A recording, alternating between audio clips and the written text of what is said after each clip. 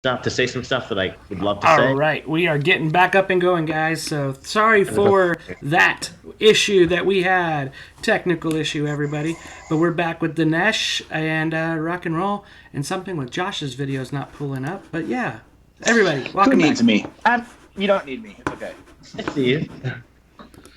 So we've gotten to chat a little bit offline, but getting back on. So one of the things that we really need to talk about, obviously everybody's stoked about Bloodshot, but we all know that's coming. Valiant stuff is great, but we also are seeing lots of little hints of new things that are coming, and that's something that I think a lot of people want to know about. Sure. So, I mean, point blank, what is Bad Idea? What is Bad Idea? What do you guys think Bad Idea is? The most amazing comic book publisher of 2020. Not a bad idea. Yeah, I think it's a good idea from what I've seen so far, but that's about you. What have you seen so far? There's so many breadcrumbs. I'm curious which ones you guys have picked up on.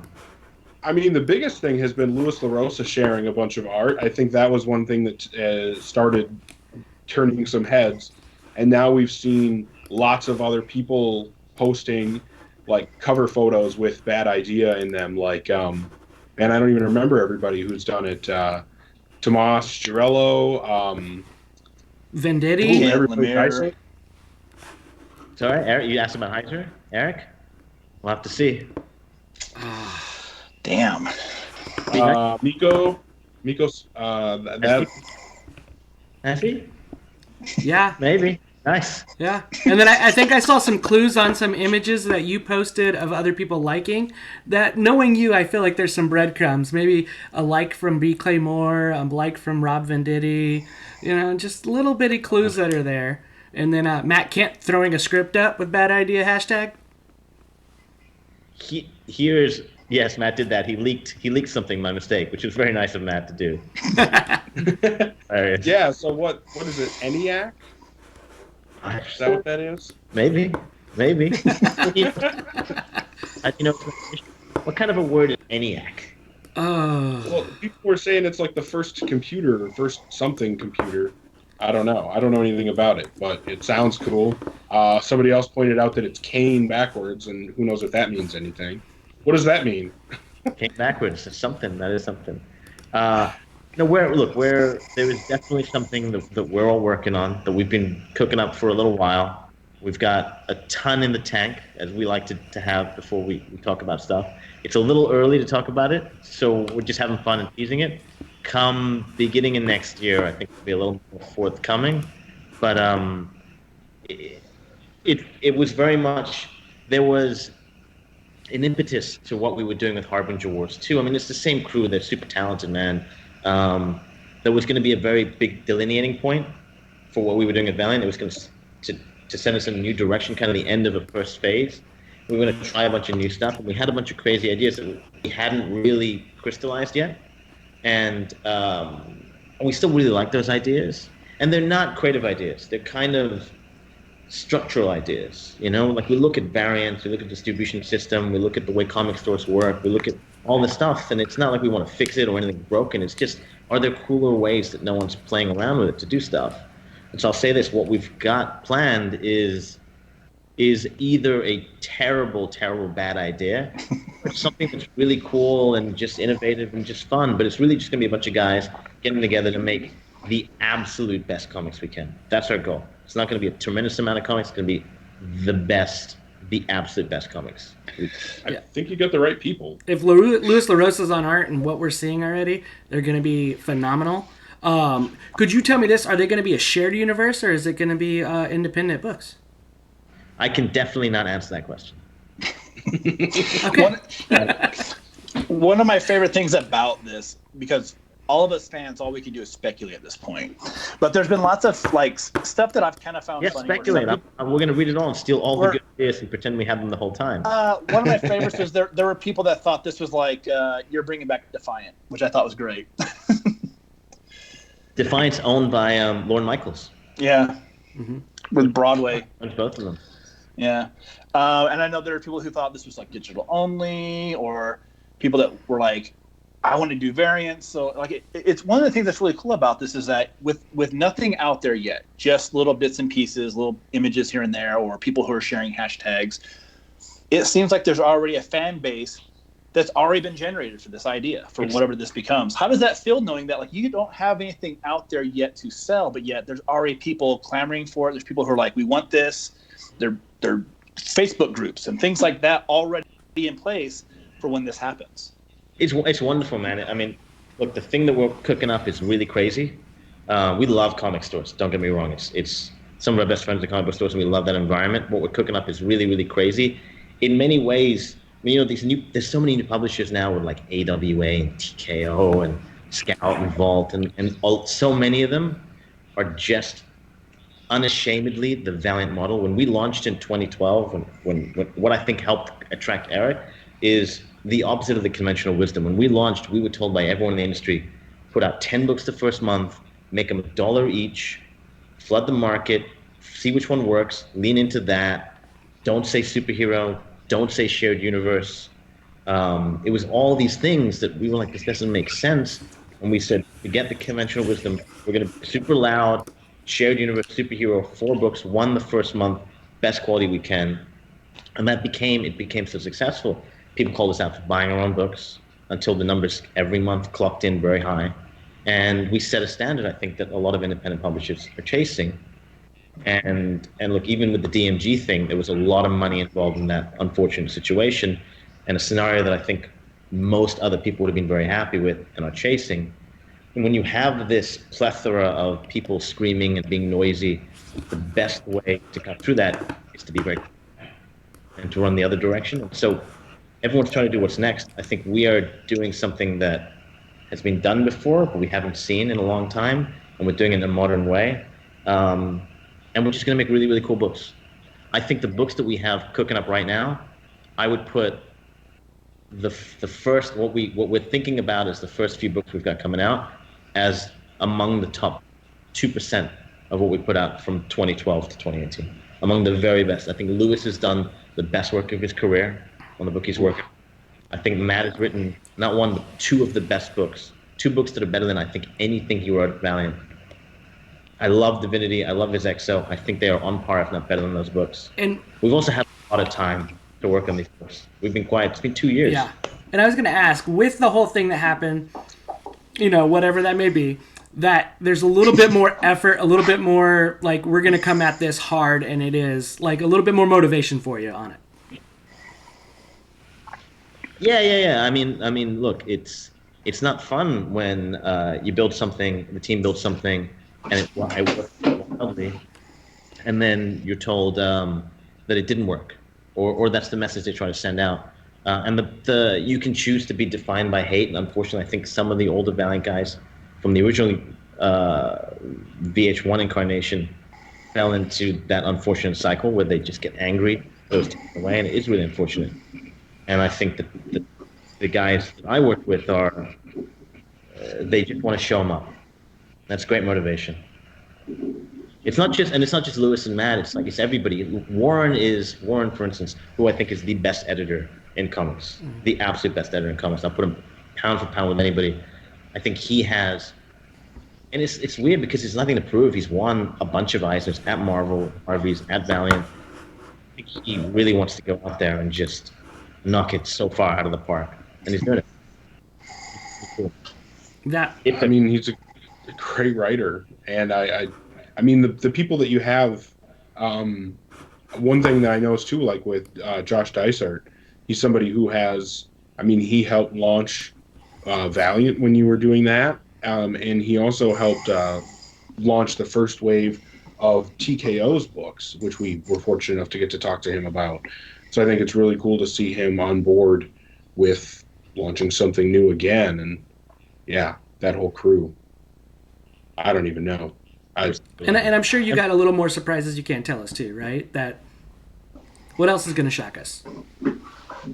You guys have no idea who's involved in this. It's going to be fun. You're just scratching the surface of it. Right. And the plan, I can't wait till you guys hear the plan. You're going to hate it so much. It's so well, if you can't wait for us to hear it, we're ready. My other big question is, will there be any connection between Hive Mind and whatever Bad Idea becomes? They are separate. They're two separate entities, but they have a tremendous amount of connective tissue. I'm a partner in Hive Mind. Hunter works in Hive Mind every day.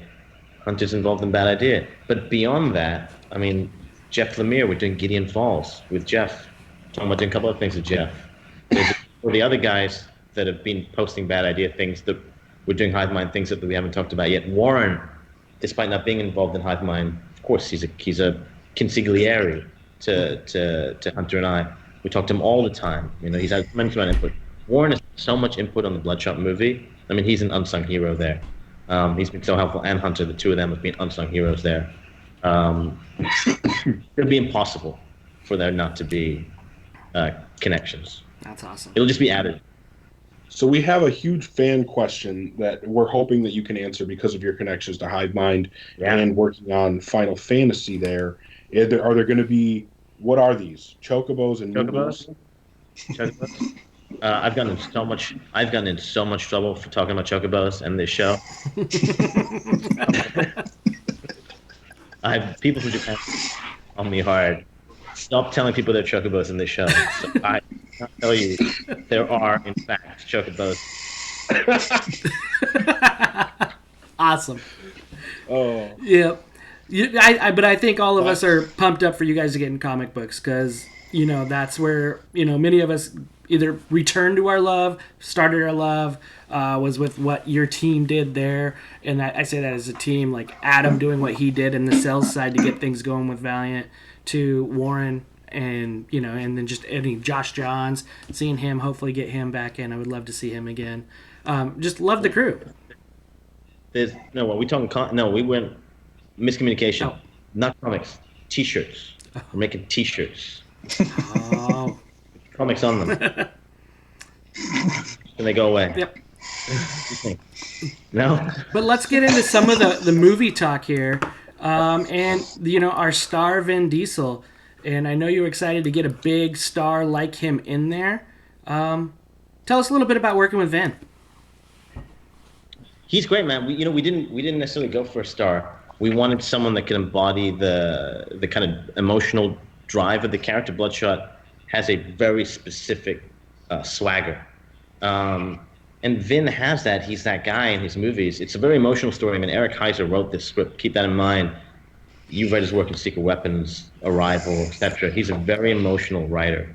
He does action really well. He does drama really well, but he's also very emotional. We wanted someone that had that persona. Vin definitely has that persona. You know, you see him in the Fast films. He was amazing. He's amazing. He was a taskmaster. He's very, very, very hard on everybody because he wants you to get a very high level of quality. And I thought that was wonderful, especially in a film where you have a first-time producer and a first-time director in Dave, to have someone that has been at the top of the game for decades. It's very hard to become a movie star. I think it's harder to stay a movie star. That dude's been a movie star for 20 years. He's built multiple franchises in Fast and Furious, Guardians of the Galaxy, which, okay, even if you dismiss that because he's just Groot, Triple X, the Riddick franchise, dude was the Iron Giant. I mean, he has done it for a long time at the best level with the best people.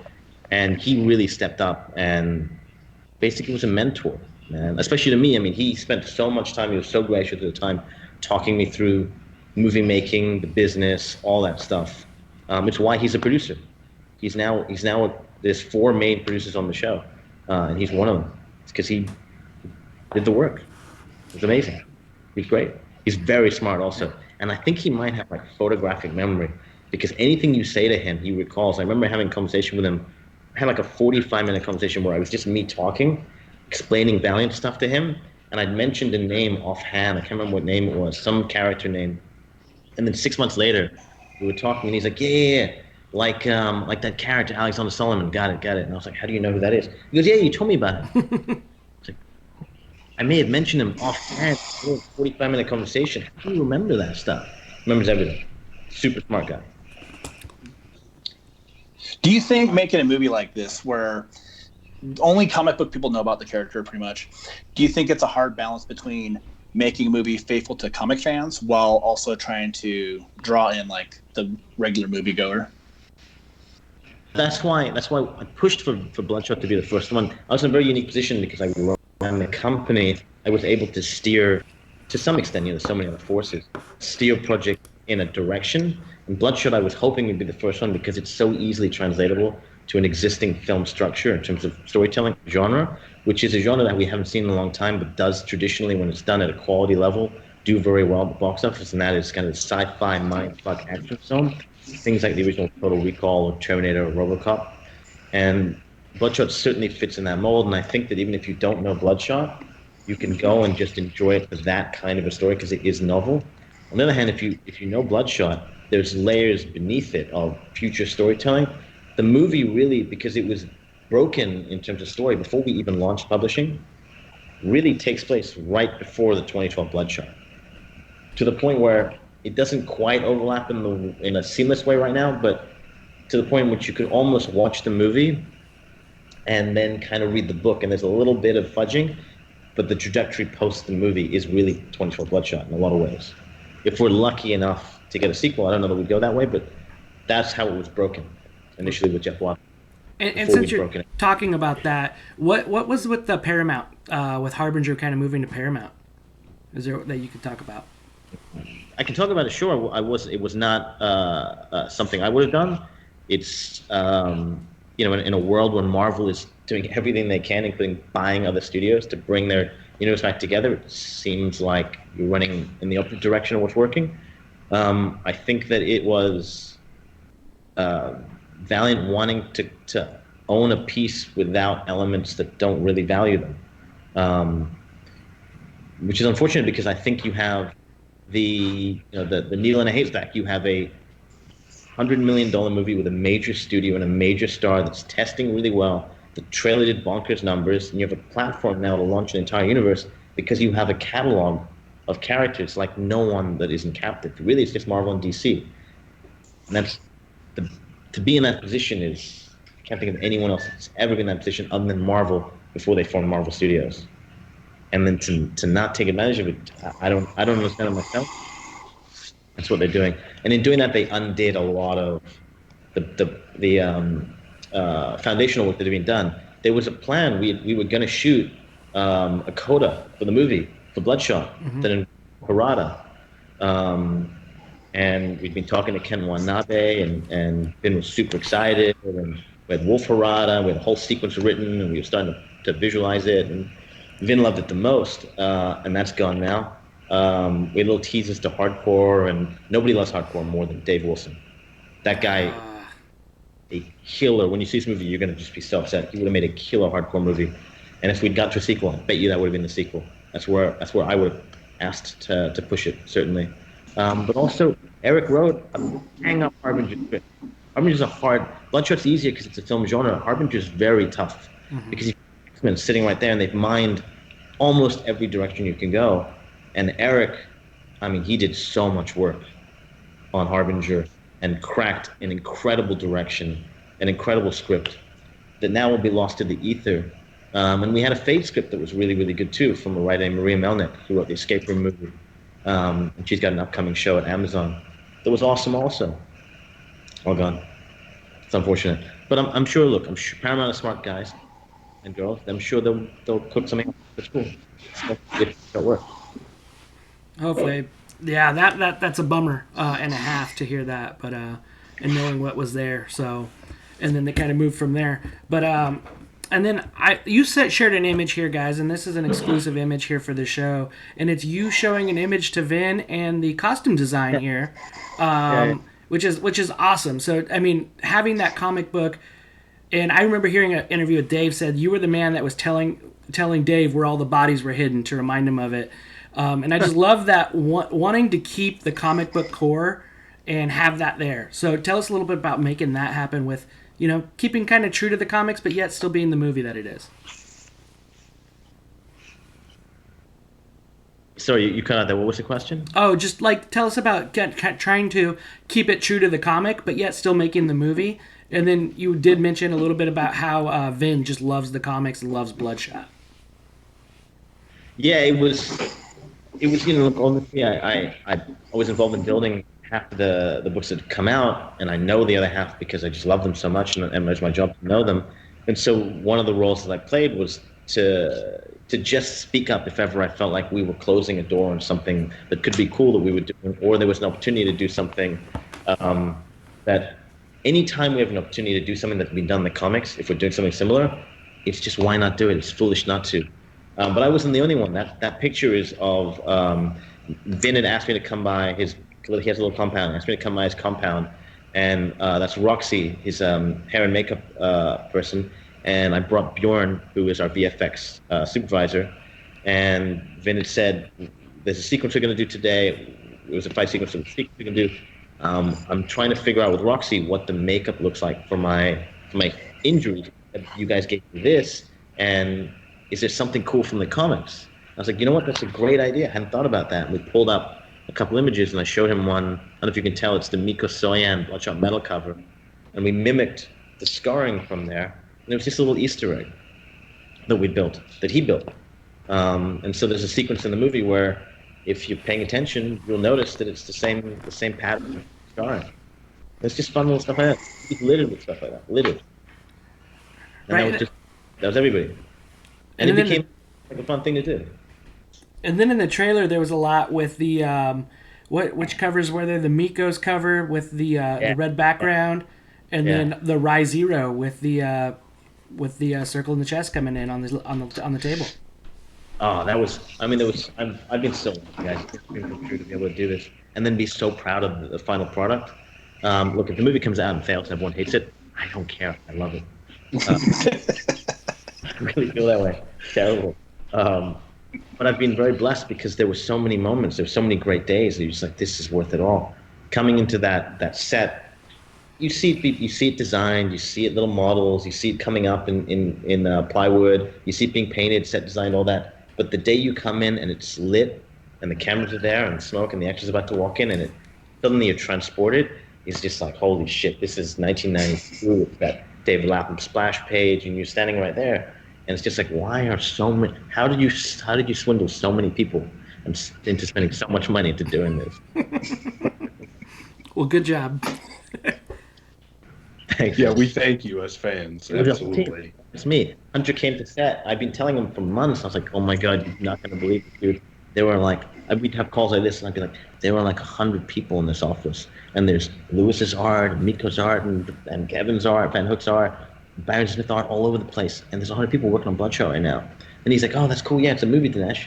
But then he'd come, and he'd be like, oh my god, there's 100 people. This is our comic book. And I'm like, yes. Versus the 30 people that were sitting in an office in New York making comic books. I don't know how we convinced everybody. But here we are. Major movie coming.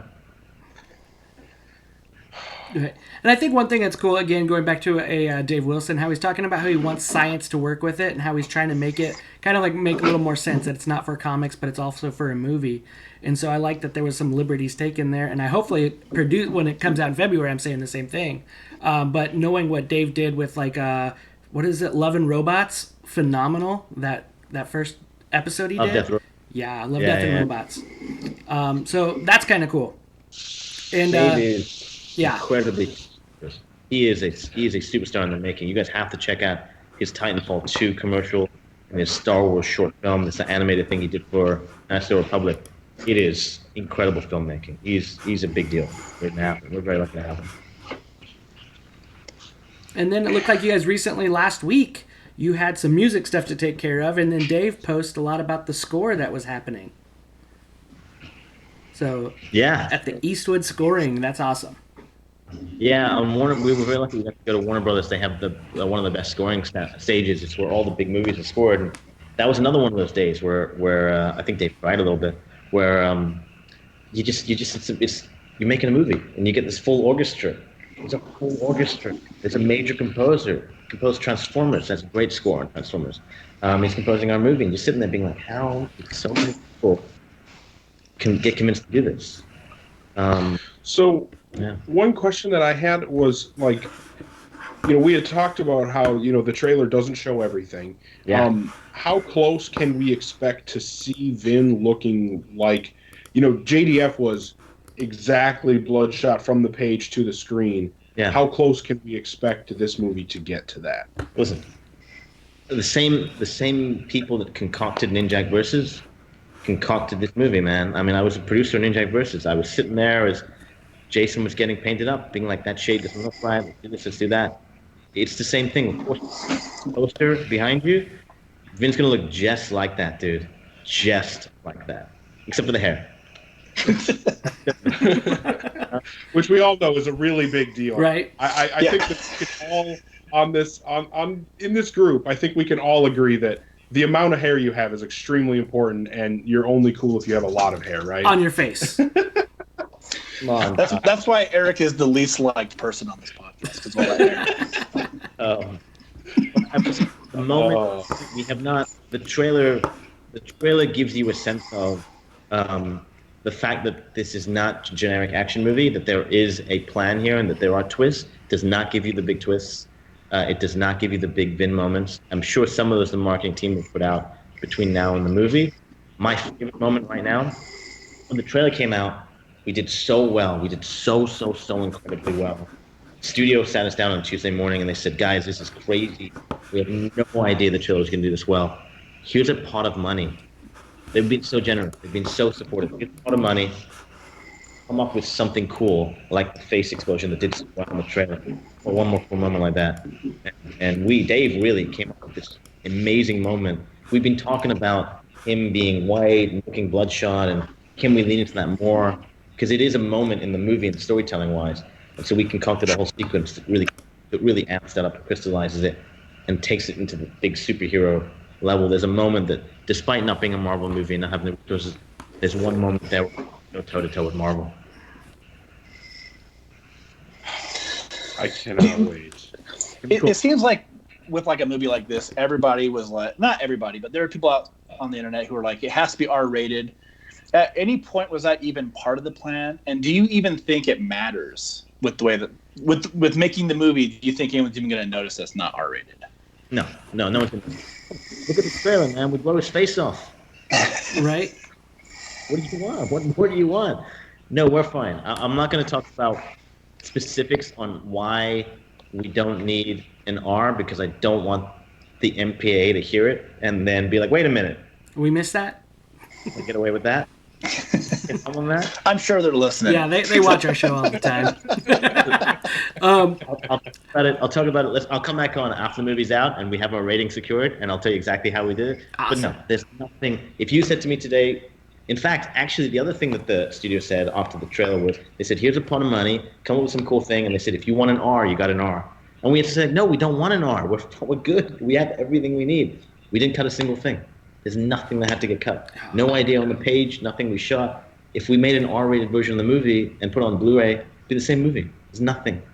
There's nothing cut for violence or for rating. There's stuff there's deleted scenes, there's a whole action set pieces that are not in the current version of the movie that maybe they'll put on the Blu-ray. But there's nothing cut for rating.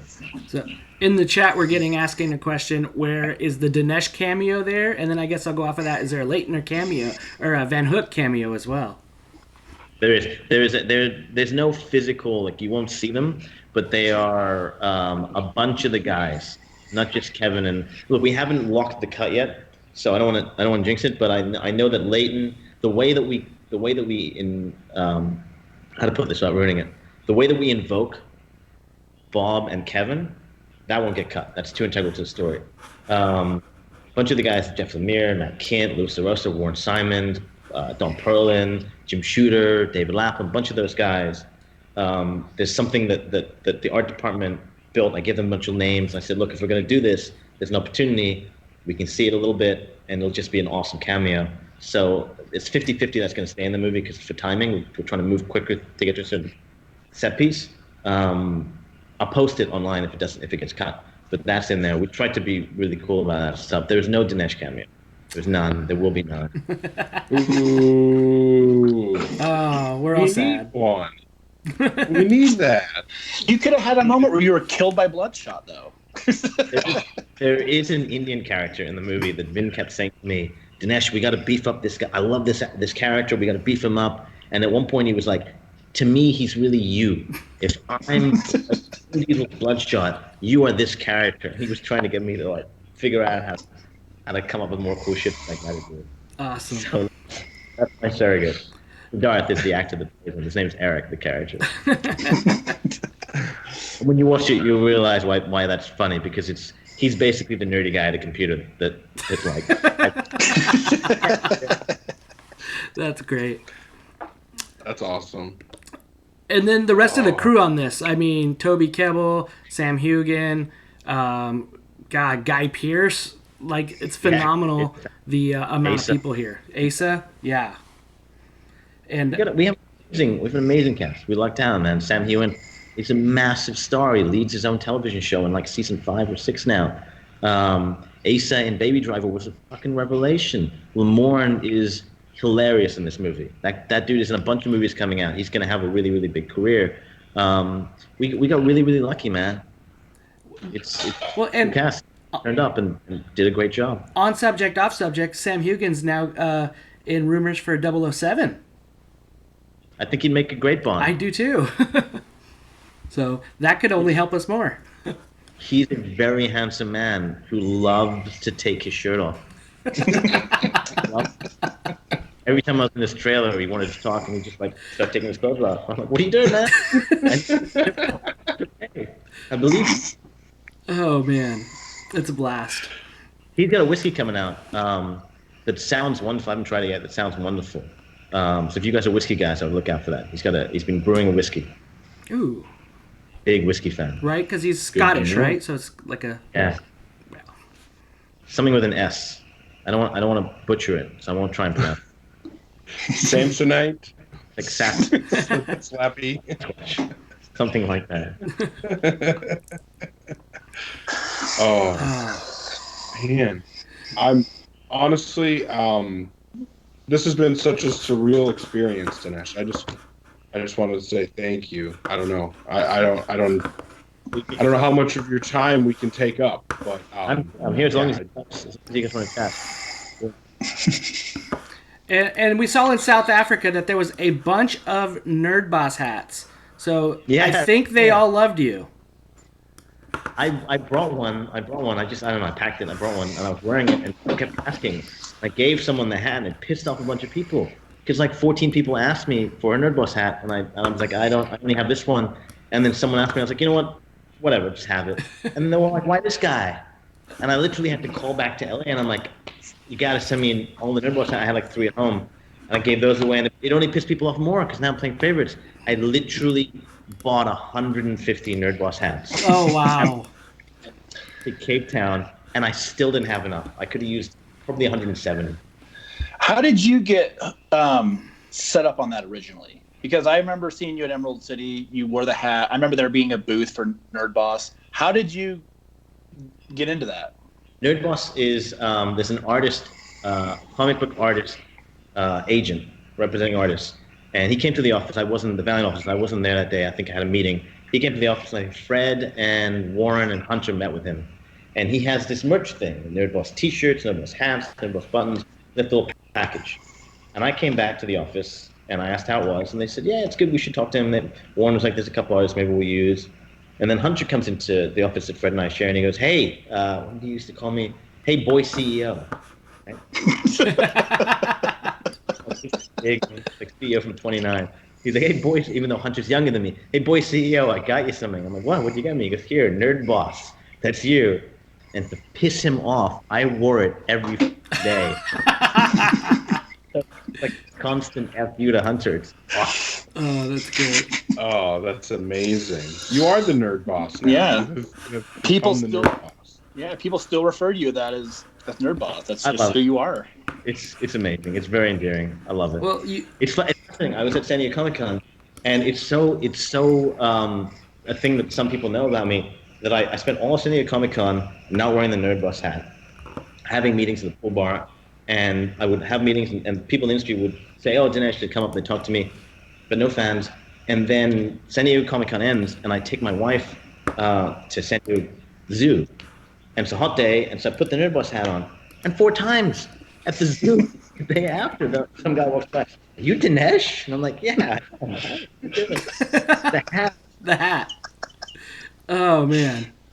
And it looks like Dinesh froze on us too. The nerd boss. Oh, there he is. He's still here. Sorry. Oh, it's good. It's all good. And then so, I mean, we're talking a little bit about Hunter and whatnot, and he's also with Hive Mind with you. Maybe we can get a little bit in on one that I'm really excited about. What I consider one of the best comic books out right now is Gideon Falls, and what you guys have working with Gideon Falls. Yeah. What can you tell us about that? Sure. So Gideon Falls we're very, very lucky to be involved in Gideon Falls. There was an 8 or 9 party bidding war. When we formed Hive Mind, Gideon Falls is going out to the town, and there's 8 or 9 parties bidding on it. It's a big hot property in Hollywood. And because of our relationship with Jeff, Hunter and mine, we talked to Jeff, we told him who we are. Kathy Ling is one of the partners, and Hive Mind, she's like this storied super producer in television. She was a producer at Paramount TV, and she was involved in creating JAG, and most recently she spent 10 years running J.J. Abrams' TV division. So she was a producer on like Westworld, Lost, Person of Interest, Fringe, all these incredible shows. And she knows everybody. And Jeff is a huge Fringe fan. In fact, he told us Fringe influenced a lot of what he did on Gideon Falls. And so we all get dinner together, we talked about what we were doing, and we were lucky enough that he chose us to partner with. James Wan, who's on board, was one of the other parties bidding. And so when we won it, Jeff told us who the other parties were, and we knew Atomic Monster. We called them, we're like, hey, we got it. And they're like, oh, it's amazing, we're so bummed. Would you like to partner? Do you want to come direct the pilot? So he came on board actually, basically week 1 of us having the rights to Gideon Falls. We just announced it though recently because, again, brought the thing that we do at Valiant over to Hive Mind, which is we love to have a lot in our tank before we say things. So I can tell you that we have a kick-ass writer, kick-ass take. We just had Monday was a big day for Gideon Falls. I won't say why, but we're trying not to do the thing that a lot of film and TV does, which is just glom onto stuff and then sit on it. We try and be very specific, not have a huge slate, work really hard on stuff that we're doing, and try and get it over the finish line. So I think in a place yet where it's definitely going to be a show, but I feel like the deck is stacked in our favor. And the take is phenomenal. It's going to be a really cool show. That's great. And if you great book. I think it won the ISO this year. Definitely. And then another one that we do know is coming that you guys are involved with is The Witcher to Netflix really, really, really soon, starring Henry Cavill. Yeah. So The Witcher, so two of the other partners of the company, Kathy and myself, there's a guy named Jason Brown and a person named Sean Daniel. Sean is as storied in the film world as Kathy is in the TV world. Sean was he was president of production at Universal Studios when they were like the king. So he was involved in Midnight Run, Back to the Future, Brazil, all the Linklater films, John Hughes films, Blues Brothers, Animal House, tons of movies. Left, became an independent producer, did all the Mummy movies, Dazed and Confused, Tombstone, a bunch of great films. And he and Jason's his long, they were the ones that put The Witcher, and they've been running that. I just want to give them credit for it. And the show's awesome. Henry Cavill is great in it. Netflix has gone all out on the show and comes out. I think they officially have now announced the date on the 20th. And it's really their prime date, man. That's like when you can tell they're confident. That's when they've watched Stranger Things, Making a Murderer. That's their binge watch it over Christmas and New Year's date. So it's a good show. I think we come out a week after the Michael Bay movie, which is the other big thing that they're doing for the Christmas break. And that's awesome. Nice. So huge things with Hive Mind coming around the corner, and with you, not to mention what we're all here for again, Bloodshot. So have we announced? I'm trying to remember what we've announced. Did we announce anything with the EC Comics guys? Oh yes, that is right. There was a press release a while back, because I remember there was news about it when Emerald City rolled around, and Hunter's involvement with that. Yeah, first of all, Hunter may have found his calling in terms of producing. It's a good thing we've got bad ideas, but he doesn't get too attached to it. But he's got great taste, man. Hunter's great. Like Warren, I would stack him up against the best of the best comics. He is a better marketing person than anyone in comics. Have we talked about who's involved in Weird Fantasy? We talked about the mega director that's involved. We're ready to hear. We're ready. What about the showrunner? We talked about like this massive, massive TV showrunner that's involved in. No? Yeah, I should say. I think those would be great things to talk about.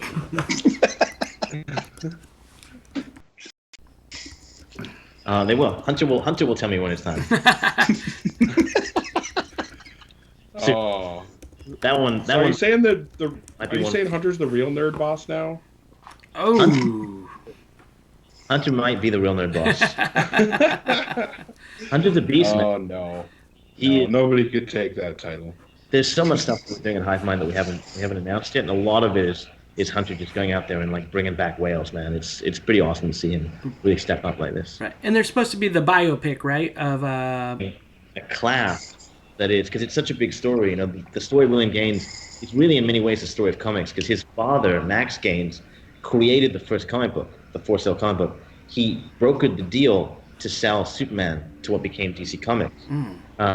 He owned the publisher that owned Flash, Wonder Woman, and Green Lantern, and then sold that to National, which became DC Comics. He started EC Educational Comics, and then when he passed away, his son, William Gaines, took over and changed it to Entertainment Comics, and then created like essentially the font, the original source for genre storytelling that now has influenced Lucas, Spielberg, Stephen King, the Ramones, Tarantino, James Gunn. I mean, it's just like, it's the original shit for what we all love.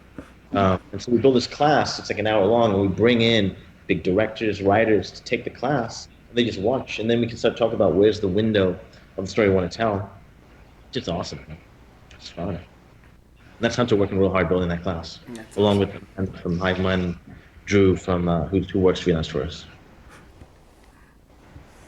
That sounds like a lot of work, but it sounds like it's going to produce a really awesome, good product. Hope so, man. You know, like it. Right about that. Not cutting any corners. That's awesome to hear, because I mean that's the way that you really get a good story, right? Is you actually try to get different people looking at it from different angles. Oh yeah, just steal all the ideas.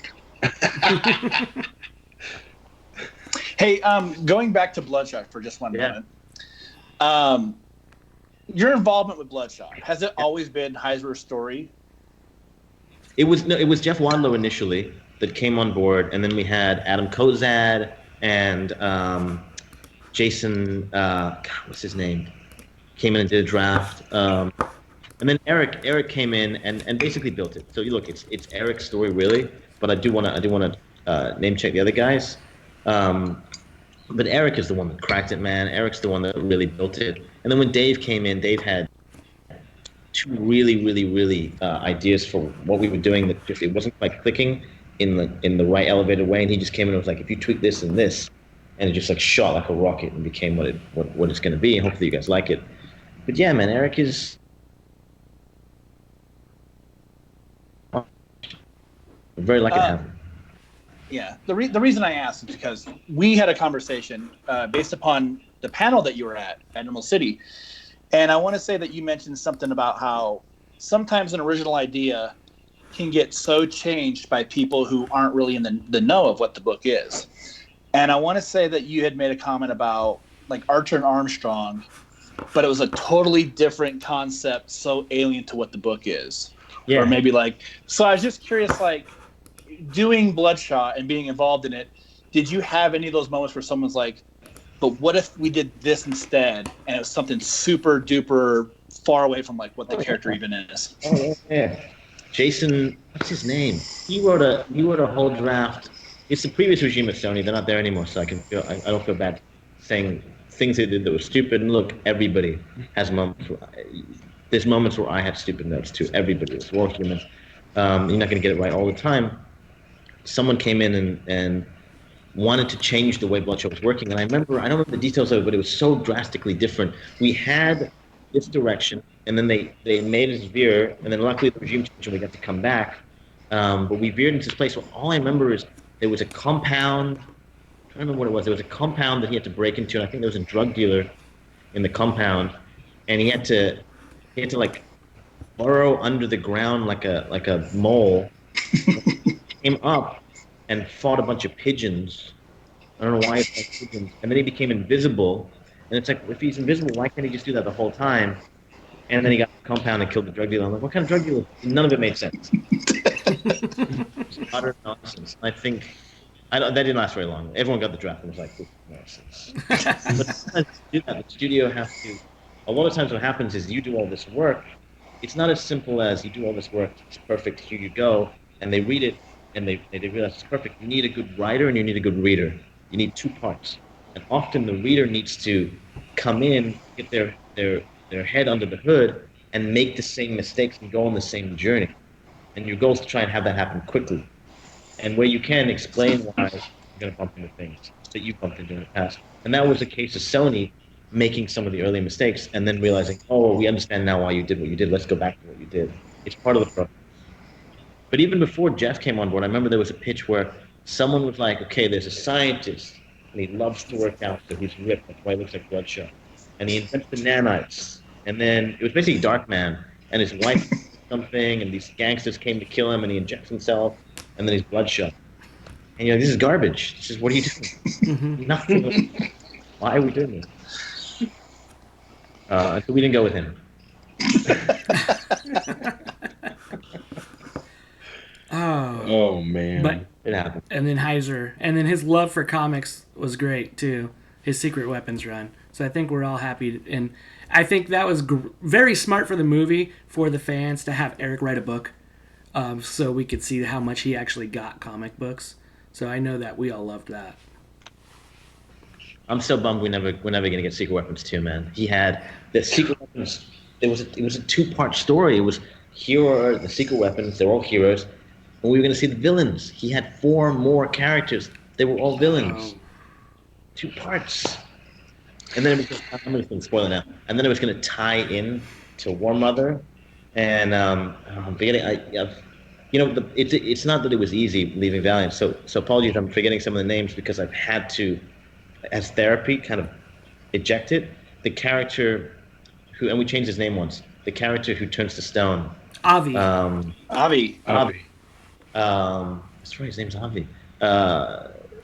Eric had the idea that he was going to turn to stone. And then he would age, and we'd see him in 4001, and we were going to connect it to that. Great. You should and see if you can get it out of him. Oh wow, yeah. He had it built out, man. I mean, we were like about to trigger it. It was one of the next things we were going to do. Oh man, yeah. What could have been there? I know he talked about having Nikki and Owen and having those characters built in his head a long time ago, and then it just came out to work perfect as the Psyots. Eric's had those characters not as superheroes and not as Secret Weapons, but he's had those characters kind of like their emotional cores for years and years and years, man. And it's such a bummer to me because we became really good friends, and we are really good friends. And I think he looked at Valiant as a place that felt safe to be able to give those characters to a corporation, but still have ownership and control as if they were creator-owned. Mm-hmm. I just couldn't protect it long enough. You know, that's a bummer. That's a real bummer. I feel very much like I let him down. A lot of people down. Oh, man. I mean, we're gonna reset. Given the choice, I would rather have at least gotten that Secret Weapons and not get the part 2 as opposed to get nothing. So I'm glad that we got what we got. The Secret Weapons stuff that he wrote is some of my all-time favorite stuff Valiant did. Mm-hmm. Yeah.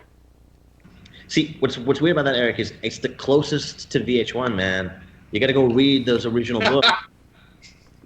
I love it, and I will tell you, maybe I like my pick, but I think we pound for pound were as strong in storytelling, our best stuff and their best stuff, the original Valiant. I think that we did it, and we have the benefit of modern storytelling. So you're comparing modern storytelling to what was modern then, really unfair comparison. I think except for Shadow Man, which had we got to finish out with Andy, I think we would have hit a better story. Shadow Man was probably the only one that we didn't tell a great story with. We told good stories. We didn't tell a great story. Having said all that, we never, except for maybe Secret Weapons, captured the energy that the original Valiant had. There was like a fly by the seat of your pants, pure creation energy. You got to read Steel Nation and Alpha and Omega, man. You got to read Book of Death. I would say Book of Death. I think that reading issue 2 of Book of Death is one of the most intense comic reading experiences I've ever had. Like, I was so sucked. Like, the Valiant really, really ignited the universe, and Bloodshot Reborn it holds a very special place in my heart. But when Book of Death came out, that first issue hit really hard, and then the second issue when Galad fights Unity, like that, to me, like I can't imagine much of anything topping that. So see, that's so weird because, like, I mean, to me, like, I always feel like the first 10 issues of Solar stack up as good as anything still today. Like that first year of Solar, you could read that right now and it wouldn't have aged that much, I don't think. Plus, it's Barry Windsor Smith's art, so it's like beautiful. But it's interesting you said that about Book of Death. So I do get, it's very nice. I do get letters occasionally from people that ask me to sign something, or they'll just send a nice letter. And it's so fascinating. Without fail, they always name one book as either their favorite Valiant book from the VEI era, or the book that got them in. And I would imagine that it would have been D's EXO, or maybe Luscious Harbinger, or it would have been, I don't know, Harbinger Wars, Divinity. It's always so interesting to me. And it should make sense. Book of Death was built that way. It's why we did Legends of the Geomancer. It's why we were such assholes about it. To build these new readers. And we saw an uptick. We were doing okay, and then we did Book of Death, and then we stayed higher. It's amazing to hear you say that. It's so interesting to me. So we've had this argument offline. Was Book of Death meant to be canon? Oh, I was just going to ask that, especially about the one-shots. Yep. Yes, especially the one-shots, the fall-offs. Yeah, totally. We were going to get to it all. It was exactly what Jim and those guys and Bob and those guys were doing with Rise Zero. It was kind of our Rise Zero. Here are all the things that are going to come, and maybe we were foolish. I was hoping to be there for 20 years, man, and do all those stories. And internally we talked. Andy Legal, who was one of the sales guys at the company at the time, we talked about. He loved this idea. He kept us honest about it, at doing at least one thing from Book of Death every year, so that we could keep that promise, and people wouldn't be like, they forgot. We would always do one thing, and we're gonna get to all of that, man. Rob was gonna write the Manatee Animal Unity thing, the Beast Brigade. Yeah, the Beast Brigade. We all want Beast Brigade, right? I mean, cool. I mean, I hope. I was gonna say, wouldn't it be a bad idea though to go back to that? I wonder if that would be a bad idea. Hashtag. Or a ship that sailed. So, I mean, I'm excited for a lot coming on, man. With there's a lot for you right now, and excited for you, Dinesh, with Bad Idea, Bloodshot, Hive Mind. Like, yeah. You guys want to see something Bad Idea? Yeah. What? Sure. Yeah. Do you guys want to piss Warren Simons off? Yes. That sounds like fun. He will not watch this until someone says, "Oh my God, you don't know what Dinesh just did." That asshole really off Warren. Okay, here is a cover. I'm not saying it's comic books. Here's a cover. Okay. Okay. Let me get this right. There we go. Can you see that? What is that? Oh, a little bit. Oh, with the helicopter.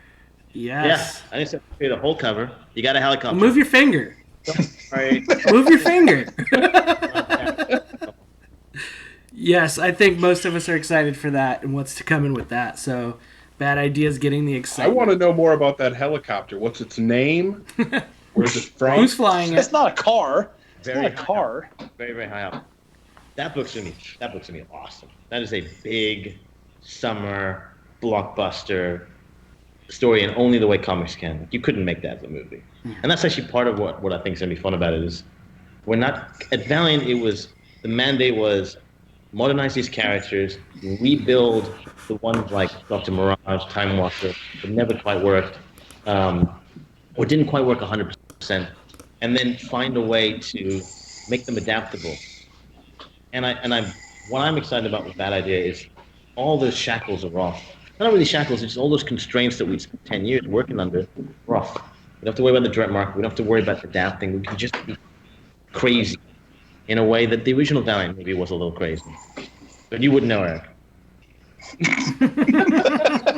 When you say original Valiant, I just assume that you mean the beginning of VEI. That's original Valiant, right? I mean...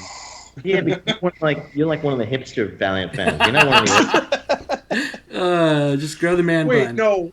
Aren't you guys the hipsters? Because you're like, oh, I was into Valiant before it was cool. Those are the gatekeepers.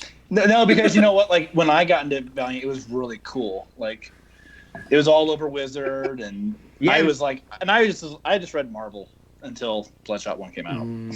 Wizard was the best, man. And then they sold out, and they went like modern, and he had a sword, a flaming sword. What's with that flaming sword? Barely ever used it. That's not true. He used it a lot. Oh man. That sword's amazing. I have him and his sword right here. Yes. Awesome. Why are there not more Bloodshot toys, man? That's what I'm saying. I got this little guy right here. I got mine on pre-order. That's all I got mine on pre-order. That thing looks great. You know, my kids got my mini mates, so I don't know where they're at. You know, Did you have much to do with that working with Todd on the McFarlane toys? Yeah, we did. Jen Cassidy, who runs that whole division, she came in. Dave and I showed her a bunch of footage. We talked to her about the design. Dave gave notes on the thing. I got to speak to Todd a bunch of times. That happened through Sony, man, not through Valiant. I mean, look, Thing's great. Rust is great. Rust is amazing. I think he's left now. I think that's partly why we haven't seen. Let me put it this way: if Hunter and Warren and Josh and Adam and I were at Valiant, you would not be able to turn around without. You'd be sick of hearing about Bloodshot the movie and the merch, and it just would have been ubiquitous. I would have bannered the books for a year, 12 months until Bloodshot the movie, 11 months. You would have been like, why can't you cover art? 10 months, I don't care. But that was cool. Todd was very, very, very involved in that. He did a little pass on the art as well. That's why the lightness is so good. Oh, man.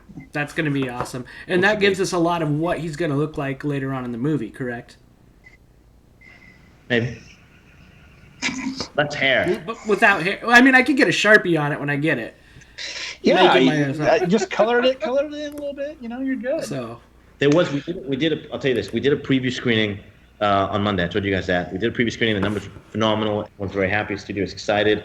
I did see on the way out, sneaky Valiant fan. I won't name him. I won't out him. Brian. He didn't tell me he got a ticket. Brian. No, Brian got his ass kicked out for tweeting to us about it. There was another one. Brian was in line. Poor Brian. He's too excited. Tweeted, and they did he not tell everyone that? What did he say? Did I just out him? No, that's good that you did. He just said that he just said it didn't go the way that he wanted it to. Wow. It's actually partly my fault. Because he keeps tweeting, right? And he's doing a great job doing the countdown. And sometimes he posts photos of me, and they thought that he might be like a weird stalker that was there to kill me. So they gave him first, and they were like, "You can't come in." And then security came and found me, and they were like, "Listen, we don't want you to be afraid. There's a guy. We looked at his Twitter. It's all about you." And I'm like, "What's his name?" Brian Wells. He's fine. Don't worry. Security sent him away. Yeah. Well, you did have the ones where it was you like digging through long boxes. That looked kind of creepy, but yeah. Yeah, maybe that's what it was. Those do look creepy. He came up to me at the end, and the moment that for him was the big moment where he was just like a schoolgirl was the transformation, was the moment where we really own him looking like Bloodshot and what he does with that. And I gotta say, man, it's like as many times as I've seen the movie, must be almost 100 now, and as long as I've been working on this thing, I'm still giddy, dude. I still want to go and watch it right now. That sequence. It's the comic come to life in the best way. Well, I can get you my email so you can send that video over, because I know some people. I know a person that would very much love to experience that as well. 85 days, man. Coming quick. 85 days. Yeah, that's true. It's not even that far away. Like, I keep feeling like it's forever out, but it really isn't. I mean, February's coming up quick. Yeah, don't get hit by a bus. Yeah, I put my car in the ditch today, so I think hopefully that's enough for a while now. It's coming very quick. Yeah, real quick. And it's really exciting, and seeing things like an action figure And I just hope that as we get closer that, whether it's Marvel, whether it's Sony or Valiant, I hope that more merch comes and we get, that stuff out there, because I think that, when I go to a con and I'm wearing a Bloodshot shirt, everybody wants to talk about it. And I think that if we get more people out there with, whether it's shirts or hats or whatever, just getting that out there more, I think more people are going to want to support it, and more people are going to want to know what it's about. There isn't. I know the merch is coming. There isn't a lot of merch, unfortunately, coming. It's unfortunate. I think Sideshow's doing something though. I'm not sure. Someone cool is doing something, but there's not a lot more merch coming. It's a bit of a letdown. But come January, man, movie marketing doesn't kick in until like 6 weeks before, and then it's just tens of millions of dollars spent in a very small window. Sure. January, you're going to be inundated with this movie. Good. And that'll be fun. Be billboards and bus ads and posters, and it'll be everywhere. I know that there was some shirts posted somewhere else, and I'm not going to comment on it much more. Yeah. Leave it there. And I would love to see more of it come out, more of it everywhere. Everywhere, like Eric's talking about, whenever I wear my grandpa shirt, everybody is like in awe about it. The creators behind the tables are like, dude, that shirt. And so not just the fans of Valiant, but a lot of people come up and ask about it. So I was in Cabo last week and and people were coming at me there going, dude, what is this? So yeah. I think you'll get it after the movie. I think the Russ switch off probably is the reason for that, because he was leaving. When they bring someone else in, or if they've already brought someone else in, that person will be gearing up. And I think that post movie you'll probably get quite a bit. I really hope that's the case. Absolutely. We're all hoping for it. And any other beans you want to spill for us, Dinesh? We're ready. We're all ears for anything you want to let us know that we didn't ask that we should have. So much bad idea stuff I want to talk about, guys. It's just not time. I'm not the weak one. Matt Kint's the weak one, clearly. Oh, okay. Get on Kent. He gave it a name. Or was it an acronym? What did you call it, Eric? You called it... What did you call it? ENIAC? ENIAC? Yeah. I don't know if that's what it is, how you say it. ENIAC? Terrible name. I think it's an acronym for one of the worst for computers. So we'll see. Or a complete ruse. And that's no dummy. Okay. We planned the whole thing. Sent you on the wrong track. We need bad idea merch. Even if it is all a ruse. We need bad idea merch. That. I'm going to call Hunter tomorrow. We're going to figure out some bad idea merch. What do you guys want? Hats? Hats? Yes. Shirts? Definitely hats to start with. Yeah. Hats. Yes. Shirts. Oh, yeah. Stickers would be cool. Hats. Yeah. Even if they just say bad idea on them, I would totally get that. Yeah, because you got to get us that stuff so that when we're walking around in Emerald City, we can get that gold You're right. idea book. It's happening because of you guys. It's going to happen. Okay. That's it. And then on the bottom, the Nerd Boss and crew is back. So... the return of the Nerd Boss. Oh, nice. And that team, though, man. man. The living Nerd Boss. And I think it's the whole team is Nerd Boss, I guess, right? I know you're the Nerd Boss, but that group is just, that's it, so. Good luck getting Warren to wear any Nerd Boss. If anyone gets Warren to wear a Nerd Boss hat, I will personally show them every single thing we've cooked up a bad idea. That is the promise. Get Warren to wear a Nerd Boss hat. Okay, but the part of the deal has to be that he doesn't know that that's going to happen. Like, because if he knows... I won't tell. You can't get him to wear that hat. No way. Never happened. Oh. Well, now I'm going to look out for that bad idea merch. Yes. And know more about that helicopter. Yes, Matthew Lombardi gets on the live chat saying beer koozies. That is a great idea for bad idea. I love it. That sounds like a bad idea. Yeah, that works. It just works. Bad idea. It's koozie. Done. So. Oh. Or underwear, like the little, Supermans with bad idea. Right, man. Thank you. Seriously, thank you for putting the word. It's a new thing. These things usually don't work. I was very, very lucky. You could use all the help we could get. Super appreciate you guys starting the Facebook page and posting rumors and stuff. It's only a matter of time before the press starts to pay attention and starts talking about it, and that's just momentum winning our sales. Awesome. Yeah, well, and I think it's it's a credit to not only to you, Dinesh, definitely a credit to you, but also to the team that you have around you and the people that are popping up, more and more as potentially or definitely being involved. I think that, you and everyone that you've surrounded yourself with are people that we know and trust and have every reason to believe are going to provide us with an awesome product. So, yeah, kudos to your team. 100% them. The only things that I'm trying to think, what have I put out without the team? The hardcovers. Do you remember the Harbinger at the beginning with the terrible recoloring where everything was dark?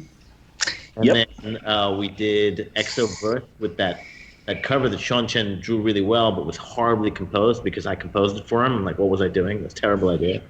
Way too much going on the cover. And then the Archer Armstrong with the interview that in the back that we shouldn't talk about.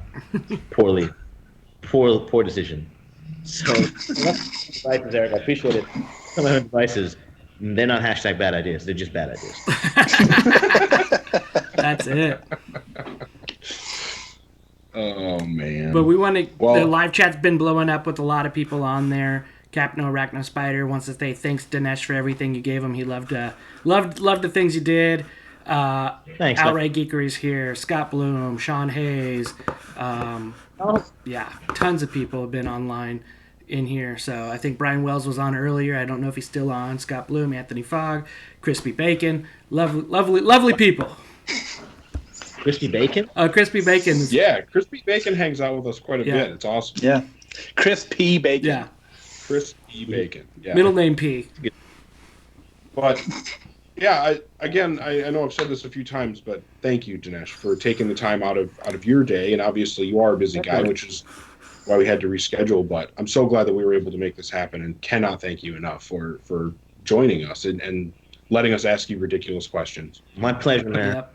I'm happy to talk about Bad Idea and Bloodshot and Valiant and stuff I love. And we were okay last week or 2 weeks ago when we had to take a time out so you can bring Aerosmith and Steven Tyler back to Valiant. So back home. Oh, if it's not Justin Bieber, I riot. Oh. If we don't get a Justin Bieber song, the Bloodshot movie. That hair. You know what? Why am I asking you? Look at your hair. He's got the Bieber fever, man. Oh, man. Yeah. I mean, that would be phenomenal. And it makes me think of Kevin Smith, how he's like, yeah, yo. And he's always doing his Bieber impersonations. It's great. Now we need impression. Bloodshot doing Bieber impersonations. Yo. That's going to be all right. Well, again, this has been an awesome episode. Thanks. Episode 140 of Get Valiant. We are going to be back again next week. And thanks everybody for watching, for listening. Signing off, I'm Eric Baumgard. I'm Josh Rathbun. I'm Hoosier. And that guy's Dinesh. Dinesh. Bye, guys. Down there. Thanks, guys.